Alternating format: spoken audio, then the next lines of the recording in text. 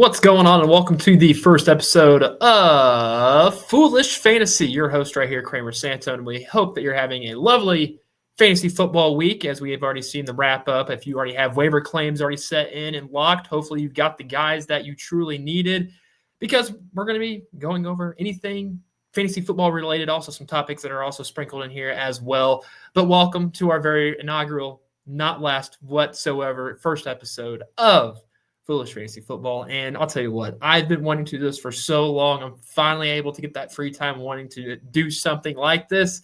And thank you. Shout out to Steven Serta out there for letting me and allowing me to do this right here on Foolish Club Media. But first things first out there, how many fantasy leagues are you in? I truly want to know this one, because I don't know if I have an addiction to fantasy football or just fantasy sports in general. I am starting an NHL league here soon with my buddies.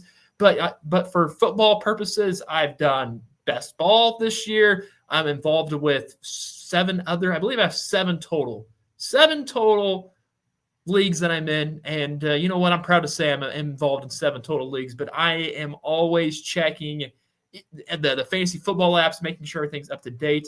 I'm in seven leagues currently, one of them being in best ball, first time ever being in best ball, which is also kind of nice because I don't have to set my lineup. It automatically does it for me. And I drafted the best team. It was also an auction draft, which took at least 7 hours. It actually took about 4, but it was still a Saturday night that I was, all right, I'm solely invested on doing auction draft type style best ball. And so far, 1-1 in that league. Yeah, no, how many leagues are you in? Just let me know what your record is so far, and if you've have won any sort of championships before, because your guy has won multiple championships before. So I'm so happy that Serta has graced me with this, but I'm in 7 leagues, so I'm curious what you guys are in. So before we get into more analytical type stuff, not analytical type stuff, we're not like Major League Baseball out here, but before we get to guys that you should probably look at, doers and duds and our watchers later on in the show, let's go over some things, because let's see if we get this pulled up here. This guy named Joe Burrow, Joe Shiesty, is hurt, and Joe Burrow's going to be out for 3 months, and this does affect Jamar Chase and T. Higgins fantasy stock by a lot, I would say, because Joe Burrow is the main reason why Jamar Chase kept getting fed in T. Higgins last year, and that's the reason why Joe Burrow was I think he actually led the league in passing, and Jamar Chase was also a big factor for that. Now with good old Jake Browning now there, we saw him go with, 2 touchdowns, 3 interceptions.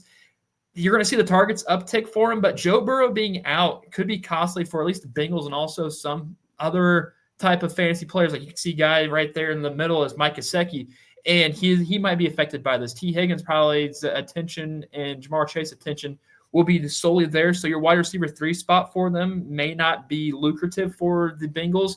Maybe Chase Brown is going to have an uptick, maybe a fantasy surge. But I do see but also you could also see the other instance of Jake Browning coming in and doing what Joe Burrow was just doing. And it's not like he doesn't know the system. Jake Browning's been there for a while, and he's been backing up Joe Burrow now for the last handful of years. So they could be affected by it, but then Jamar Chase still was targeted the entire time, majority of the game. Big reason why the Bengals still hold on. One, they're 2-0 for a good reason. They at least have Zach Taylor, who's being able to get those plays across. But does this affect Jamar Chase and T. Higgins? Slightly, but I think we're still going to see the exact same output. It's not like last year with the Dolphins when Tua Tagovailoa went down and Tyreek Hill and Jalen Waddle didn't know or gel with the backup quarterback. They've only been there for a year or two behind Tua. At least Browning and Jamar Chase and T. Higgins at least have some sort of recollection of knowing what Jake Browning's tendencies are, and I think they'll be fine. I truly do. For their sakes, but I would not give up hope on T. Higgins or Jamar Chase not being able to be a liability for your teams, but I would still start them. Jamar Chase is the number 1 overall pick for a reason. I took him first overall in a league, and I'm happy I did. He put up 30-some points for me this past week, and I think he's going to continue doing that and so on. Justin Fields was ruled out this week, and Tyrod Taylor will start for him in his place, which that's not good for Justin Fields owners. But Tyrod Taylor, I wouldn't actually add him off of free agency by any type of means. There could be also some other quarterbacks that are still out there. Daniel Jones is still available in plenty of leagues right now. Geno Smith, I know he had a bad Monday Night Football game. We'll get to that a little bit later on. He could be also a guy in addition-wise. And there's still a handful of guys out there, but we just want to let you know Justin Fields will not be out there for Sunday night. Now, let's talk about J.J. McCarthy here for a second, as he's going to be out for 2 to 4 weeks and with a high ankle injury. Now, thankfully, it is a high ankle, which it could have just been a little twist up there. That's the reason why they're out. Maybe it's precaution. And this could just be all right, let's sit back for a second, because we've seen J.J. play 8 total quarters. And one of them he at least excelled in. I'm still in camp of I wouldn't say I would trust J.J. McCarthy, but I never really truly thought he was a first-round caliber quarterback coming out of the University of Michigan. I've watched a ton of University of Michigan football games that go blue. I love the Wolverines. And I just seen that entire year where they won the national championship. It was because of that defense and that Jim Harbaugh-led offense to where you hand the ball off to Blake Corum. That's what happened, and that's how they got there. And thankfully, that helped rise the draft stock of J.J. McCarthy, because he was in a system that he understood with Jim Harbaugh, and it worked for him. They won the national championship. Now in a Kevin O'Connell system, we didn't see him at all last year due to injury. Sam Darnold was there to absolutely lighten things up. We kind of expected that to be the exact same thing on week 1, and it kind of was for a quarter. But then you watch the game against the Atlanta Falcons, which was just a snoozer the entire time. I think they only put up 6 points the entire game.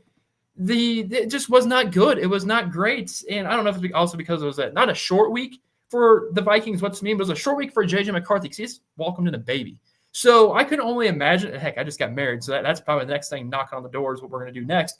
But I can only imagine right now with what's going through his mind 2 days or a day prior, Sunday night, back-to-back games in prime time. Like, I thankfully he's going to be out 2 to 4 weeks. Maybe we're going to reassess then. Maybe he doesn't make it all the way to 4 weeks. Maybe it's only 2 that he's there doing it. But I'm looking at different quarterbacks. Carson Wentz, I mean, he's playing for the Vikings this probably next 2 to 3 weeks, maybe all 4. He might be a good ad. I mean, he's a veteran quarterback, so might as well. He's probably going to – this might actually help out TJ Hawkinson, which has been on milk cartons for the last handful of fantasy years. But he's out there, AR-15. I wouldn't do AR-15 whatsoever. I don't know why I even said that. I'm looking right now on the ESPN app. That's what I do most of my fantasy football on here for that. But quarterbacks right now, Russell Wilson out there is only 12% owned. 28% owned is Michael Penix Jr. Tua Tagovailoa is owned at 23%, and Jake Browning at 8% right now. Geno Smith 11, Aaron Rodgers. Aaron Rodgers still out there. These are guys that are going to be averaging over 15 PPR points per week, if that's how you're doing it that way.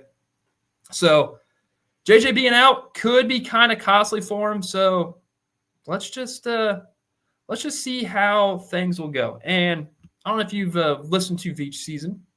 I teased the fact that Travis Hunter, how to judge the workload of Travis Hunter, and it could be very intriguing. Each week, how he could come out there, do something different. Like week 1, he came out there. Just look at snap counts. Snap counts is what we're looking at here when it comes to Travis Hunter. Travis Hunter, week 1, his snap count on offense was 42. 42 snaps on offense. His defensive snap count was 6. He at least excelled decently in that first week in the NFL. As Travis Hunter, the second week, 42 on offense, 43 on defense. So, and that was also against a Joe Burrow and the Jamar Chase Bengals. But going back for that week 1, they played the Carolina Panthers, where he really didn't need to play defense that much. That's why you saw the targets uptick, and he's got 14 total targets. But he had 8 that week 1, 6 in week 2. So we might see him against bigger, high-caliber type players, such as a T. Higgins, or even, as you see right here, as it says, Goshen's, or honestly, whoever the Cincinnati Bengals guy is, whoever they're going to put him line up in the slot. That's where you're going to see majority of the time where we're going to see Travis Hunter play. But if it's against a high-caliber team like this upcoming week, Houston, I don't see him playing much out there. Maybe it's maybe a handful of times. Maybe we might see him 10 to 20. But there's not the biggest, unless it's Nico Collins. Tank Dell, it sucks for the Houston Texans to where they desperately need him in order for that offense to go. But for the Jacksonville Jaguars' next handful of games, you get Houston, you get San Francisco, the 49ers, which he might play half the game on defense, half the game on offense. Then you get the Kansas City Chiefs. And I'm very curious to see where the snap count lies behind that, because you need to have your best sort of defense out there. And I believe Travis Hunter will have to play the majority of the defense. And we might see his offense numbers tick down. As continuing to see the offense numbers tick down, he had, for a PPR in a PPR league that I'm in, he had 9.3 for week 1, dropped down to 5.2 this past week. He played more snaps on defense. So anytime I think that he's going to play more snaps on defense, it will drastically hurt his output and production on the offensive side. I'm not saying not to start him. I'm starting him no matter what, any type of the week, because he's getting the targets. He's just right behind Brian Thomas Jr., who just looks very shaky right now and also is hurt. And I think I trust Travis Hunter more at this point in time for a reliable pass catching option. Maybe you put him at your flex, maybe you put him at your wide receiver number 2 on your starting depth chart. But I still start him each week, but just expect whenever there's a high caliber opponent, like you'd see the Bengals, or later on in week 5 or week 6 against the 49ers and also the Kansas City Chiefs, you're going to see probably lesser of points production during a PPR based. Now, with Travis Hunter aside, there's a lot of teams, including the Jacksonville Jaguars, that I think that actually might work out on a 2 running back method. And there's 2 teams right now that we are seeing to this day continue to ground and pound and get it done. And honestly, there's actually 3 teams out there. I completely just slept out on the Detroit Lions. Detroit Lions have the Jahmyr Gibbs and the David Montgomery experience that they have there, and it truly works. But there's also other ones that truly work. The Seattle Seahawks, Zach Charbonnet and Kenneth Walker, they split the carries no matter what. So that's a big, big team that you need to handcuff each boy. But you never know which week the one's going to go off. We still see Charbonnet have his same amount of touches. I think it was 14 carries, but for 11 yards. He was not good on the ground behind, but Kenny Walker was. I think it's going to alternate a lot in Seattle, so truly be careful there. Also, another team right now is the Giants, because we're seeing a lot of Cam Skattebo, and I think a lot of us want Cam Skattebo out there because he's just like a ground and pound, tough sort of son of a gun that just seems like he's a fun spark plug kind of guy. But you can't sleep on what they're currently running with Tyrone Tracy Jr. I like Tyrone Tracy Jr. I was high on Tyrone Tracy, and in majority of my leagues, I have Tyrone Tracy as my flex or as my running back 2 option or my running back 3 option, because you never know whenever he's going to get his time to shine. And why I like 2 running back methods is the handcuff. But if you are out there solely just rocking with Tyrone Tracy, I'd say go out there and try to acquire Cam Skattebo, because the injury aspect is absolutely real. But it's also with every single person in the NFL. Kind of like the Bijan Robinson and the Tyler Algier. You want to handcuff each guy. The guy that in the majority of my leagues that drafted Bijan did not draft Tyler Algier. I made sure later in the rounds, all right, Bijan's going down. I at least know there's a solid, high caliber running back there. So that Cam Skattebo is a great stash to have on your bench. The David Montgomery, great stash or a great start on your bench. Zach Charbonnet, great stash on your bench. So if I'm Tyrone Tracy, I'm getting the start. If I'm Kenneth Walker, I'm getting the start. And if I'm Jahmyr Gibbs, clearly you're getting the start there. So there's a lot of 2 running back methods. Also, too, a lot of people in Kansas City right now think that the Chiefs need to go out there and get Kenneth Walker and Zach Charbonnet because they're just being dual split. No, that's just the offense they run in Seattle. They've been running that for a handful of times, and also, sadly, I think we're starting to see that now with the Las Vegas Raiders, and that could be hurting some sort of production between one of the top running backs in fantasy football and Ashton Genty, but we'll discuss that a little bit later on in our duds. So let's do this first. Let's talk about our doers. Each single week, we're going to talk about the doers, the people that are just got the job done, that are just out there putting in work, making sure their team won. And the first guy in our doers is Malik Neighbors. Malik Neighbors was an absolute workhorse, especially in PPR leagues. Had a 37.7 PPR, 9 receptions, 13 targets, 167 yards with 2 touchdowns. My biggest thing when it comes to fantasy football is looking at the target categories. When I see the targets are a lot I know this guy's getting fed each single week. And you hope the 10 targets for maybe 7 receptions or 8 receptions, or the 10 targets for 5 or 4, and you're still seeing the 5 or 4 receptions at 10 targets. I still say that's okay. I still think that, hey, they're still going out there and still trying to hit whoever it is that's their main focal point in their offense. And I mean, clear as day, Malik Neighbors is the biggest focal point for the San Francisco Giants. No, that's baseball. The New York Giants. And it's going to be on test this week against Kansas City Chiefs. And I think he's going to surprisingly do well against this Kansas City Chiefs defense. The secondary is a bit shaky, I'd say, for Kansas City. I don't fully trust it whatsoever.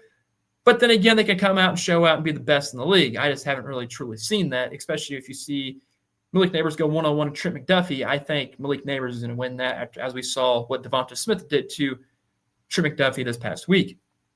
Another person that is on the doers, Amon-Ra St. Brown, who just put up points after points after points, 39.2 PPR, 9 receptions, 11 targets, 115 yards on 3 touchdowns.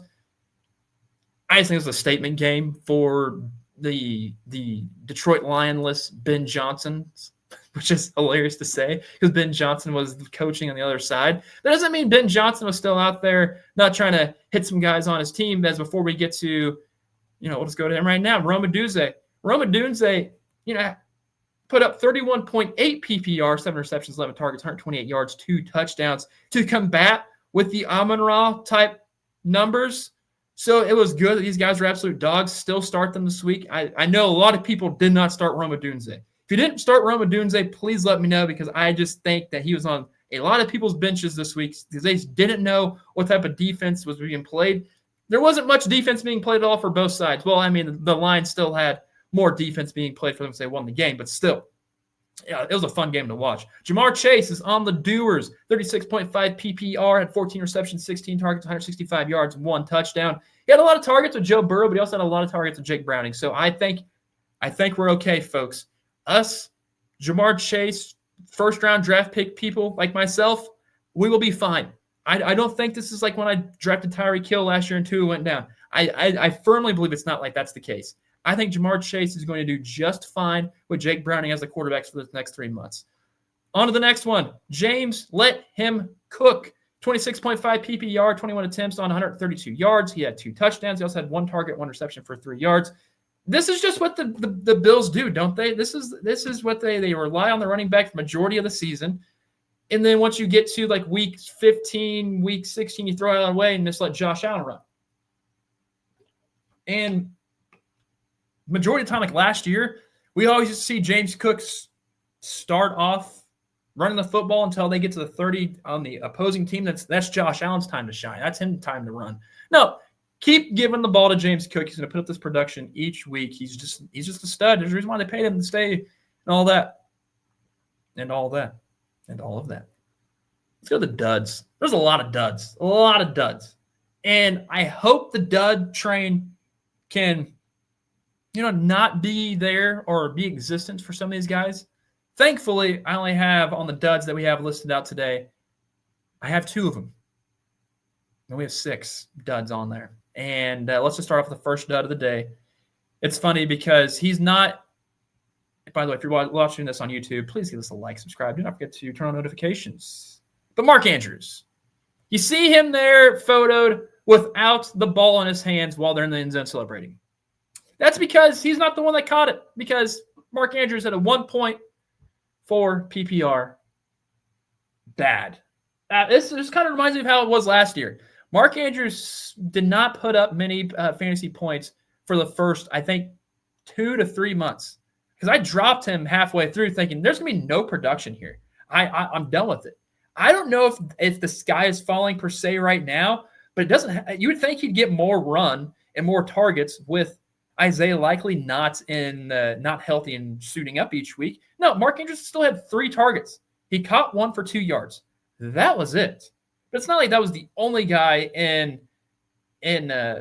Baltimore that didn't do much this week. I mean, they didn't have to do much. They still won the football game. But more guys before we get to him, Josh Allen. Josh Allen had 11.8 PPR.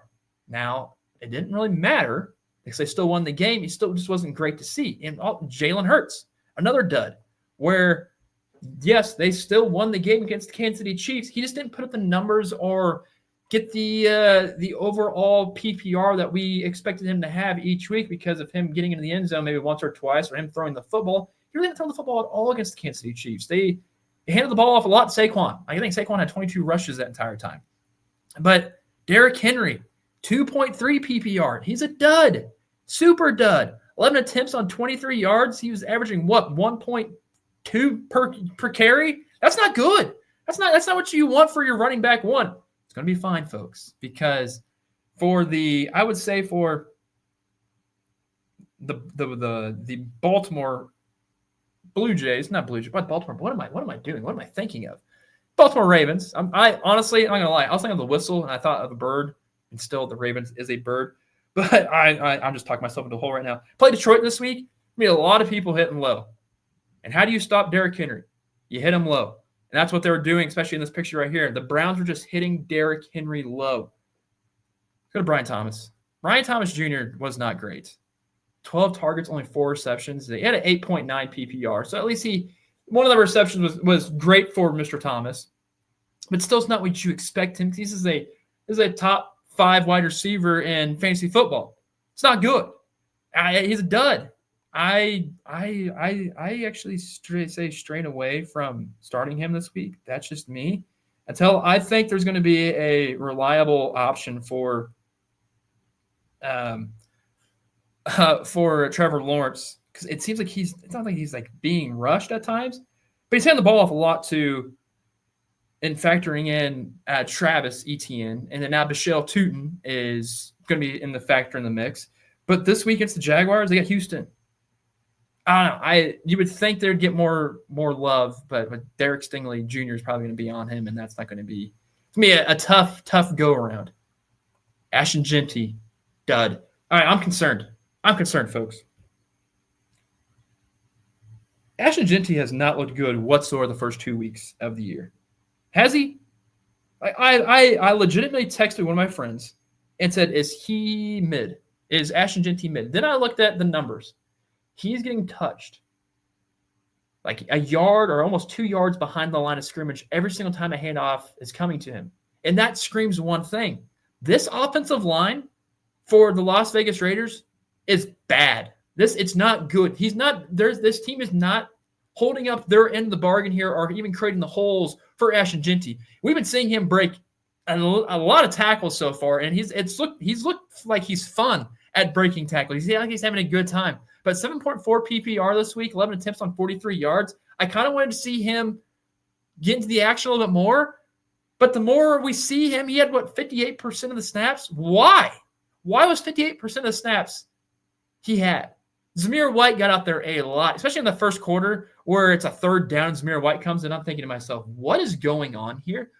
Ashton Jeanty was the 6th overall draft pick. I expect him to be out there 90% of the plays. He's an exclusive back. He's a guy that you just need one running back with him. You don't need to do this one running back one, running back two, each drive separated. You just don't need to do that if you're the Raiders right now. You have a workhorse in Ashton Jeanty, and they're not using him for the first 2 weeks. And I'm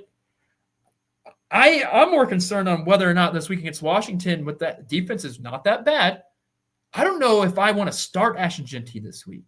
This offense for the Raiders looked somewhat flashy. Had 1, 2, 3 good drives in the Patriots game.